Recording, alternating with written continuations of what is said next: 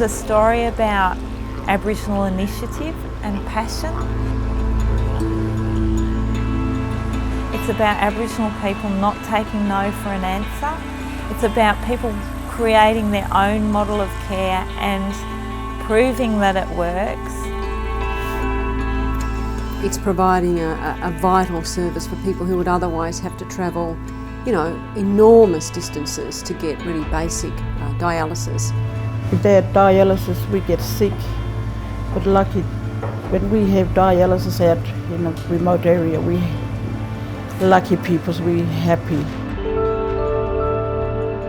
When they live in a world dominated by governments and bureaucracy, this place, being a privately owned operation owned by the artists, is a very unique situation and enables projects like the Purple House to be born.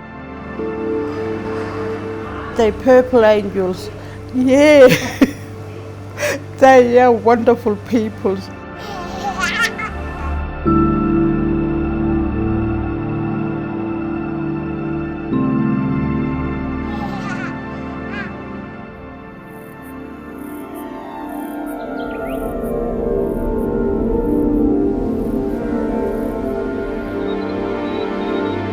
In the 90s, people started to get sick with kidney disease. These were people who fought really hard to be back in Kintore and Kirrikura and not be in Alice Springs or Papunya.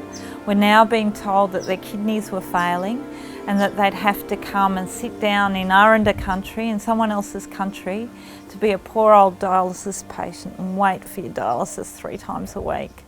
And so people were doing that, but they were heartbroken. They were really homesick. Sometimes I get lonely without my grandson around me, and sons and daughters. People were talking about life being all about waiting.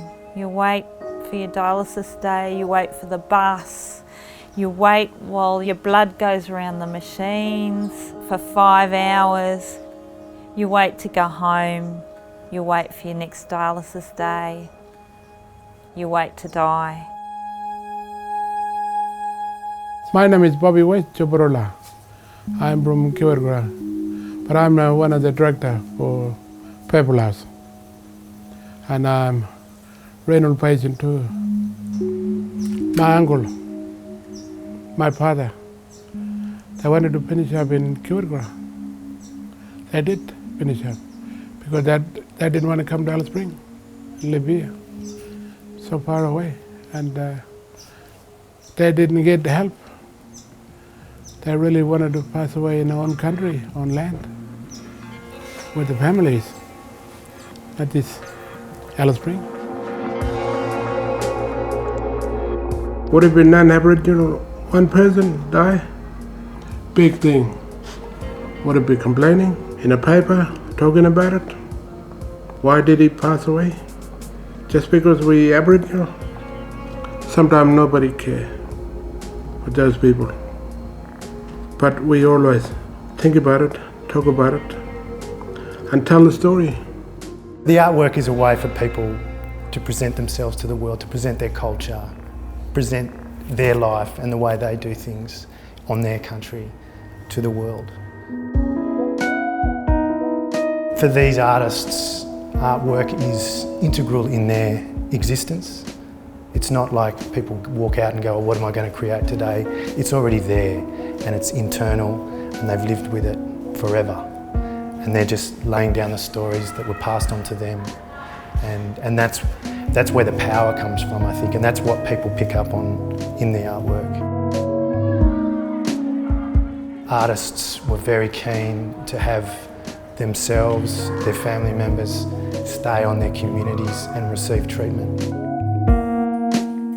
The question for Pintupi Mob was, well, it's just this machine that people are in Alice Springs for.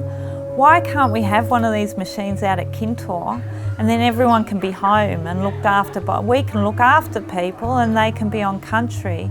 So what people did was they went, well, bugger this, we'll do it ourselves. We've got this art centre where we've never received any government money. It's always been our own work. And so for the first time, we'll work on some collaborative paintings. And so they did some beautiful paintings, and they had an auction at the Art Gallery of New South Wales, and they raised $1 million.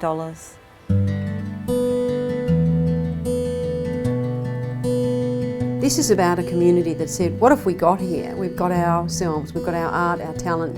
We're going to put that to the community's benefit.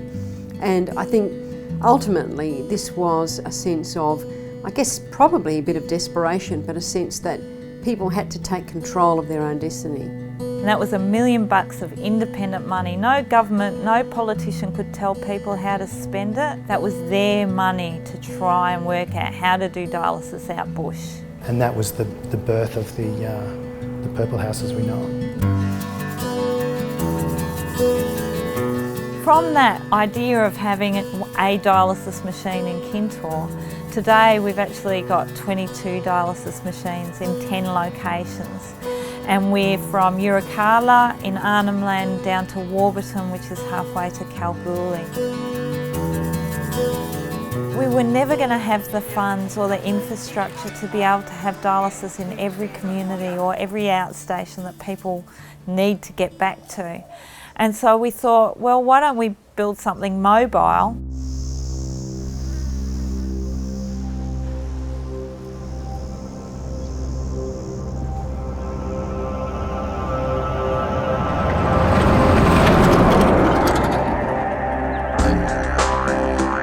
Some funding from Medicines Australia and some support from Fresenius, the machine company, and from Perpetual, and we built a 2-chair dialysis unit. It's got beautiful Perpetual paintings on the sides that were in a show in New York, and so that gets to travel around Central Australia and get people home for a dialysis holiday. Hello. That's my building here. That big one. That's my country. The central kind of purpose of the Purple House is about that connection to community. You've got to remember what people were having to confront was long journeys to get their dialysis. That meant they were away from their families, disconnected from their community at a time when they were very, very sick. We like to have machines at where I come from, Warraquina, because I've got a lot of families there. And I get really happy when I see my family, because at the moment I'm in another community. People interstate thinking dialysis is about grog. And the great majority of our mob who are on dialysis today have never touched a drop of alcohol in their lives. And alcohol abuse is not one of the major causes of kidney disease. Diets, etc. People have come in from a nomadic lifestyle in a very short space of time to a modern Western diet with all of its issues. And the coming together of that is causing all sorts of trouble. Too much sweet stuff, ice cream, cool drinks, junk food. No good. We need to stop them from end up going to renal dialysis and kidney problem. We do everything we can to try and make this a strong, sustainable model, but we need some help.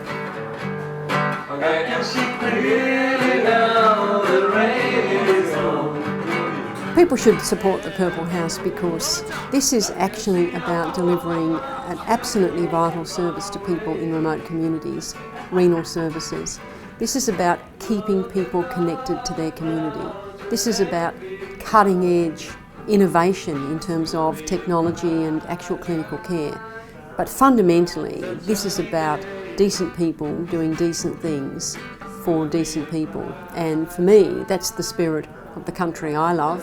We love the Purple House. This is a little example of Aboriginal people identifying a problem, coming up with a solution, working really hard to make that solution work. Renal, Flint Drive, I'm going to Flint Drive. We need to get back to our community. We need more help. We want our future.